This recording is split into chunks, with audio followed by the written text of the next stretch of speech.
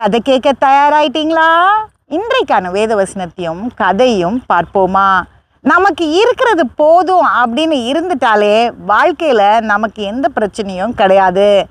இன்னும் தேவை அப்படின்னு நினைக்கும் போது தான் எல்லா பிரச்சனையும் வரும். வேதம் என்ன சொல்லுகிறது என்று பார்க்கலாம். எபிரேயர் 13:5.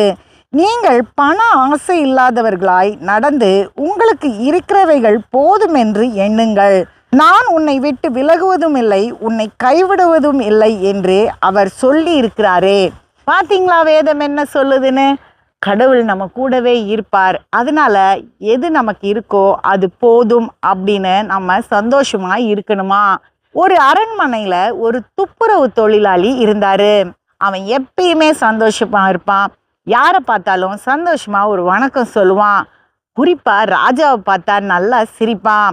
இந்த ராஜாவுக்கு ஒரு நாள் ஒரு யோசனை. இந்த மனுஷன் எப்பயுமே சந்தோஷமா இருக்காரு, எப்படி அப்படின்னு தன்னுடைய மந்திரி கிட்ட கேட்டாரு. அப்போ அந்த மந்திரி சொன்னாரு, இவனுக்கு பொருள் கம்மியா இருக்கு, அதனாலதான் மகிழ்ச்சியா இருக்கான். அவனை வேணா நம்ம பக்கம் இழுத்துடலாம் அப்படின்னு. அவங்க பேசினபடி 99 தங்க காசுகளை அவன் வீட்டு வாசல்ல போட்டுறாங்க. அடுத்த நாள் அந்த பெருக்கிறவர் அதை பார்த்து எடுக்கிறாரு. காலையில் எண்ணி பார்த்தா 99 தான் இருக்குது அந்த பையில்.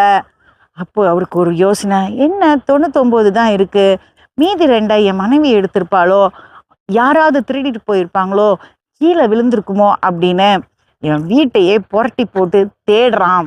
வெளியெல்லாம் கூட தேடுறான். 1 மாதத்துக்கு ரொம்ப கவலையாகவே இருந்தார் அந்த மனுஷன் அரண்மனையிலையும். அதுக்கப்புறம் இவனுக்குள்ள ஒரு சிந்தனை, இப்போ நம்ம ஒரு புது தங்க காசை வாங்கி இந்த 99ஓட சேர்த்து வச்சிடணும் அப்படின்னு அவங்க குடும்பத்துக்கு செலவு பண்ணுறத நிறுத்திட்டான். அவன் கஞ்சத்தனப்பட்டு கொஞ்சம் கொஞ்சமாக காசு சேர்க்க ஆரம்பிச்சிட்டான். ரொம்ப கடினமாக உழைக்க ஆரம்பிச்சிட்டான். 2-3 இடத்துல கூட வேலைக்கு போனான். இதனால அவன் உடலால் சோறு ஊற்றான். அவனுடைய மகிழ்ச்சி முற்றிலுமாக போயிடுச்சு. ராஜா அவனுடைய சோகத்தை கவனிக்கிறாரு. அப்பதான் அந்த ராஜாவுக்கு புரிஞ்சுது, நமக்கு இருக்கிறது போதும் அப்படின்னு இருந்தாலே மகிழ்ச்சி இருக்கும். ஆனா நமக்கு இன்னும் வேணும் அப்படின்ற எண்ணம் வந்துருச்சுனாலே நம்ம கவலைப்பட ஆரம்பிச்சிருவோம். அடுத்த கதையில் சந்திப்போம்.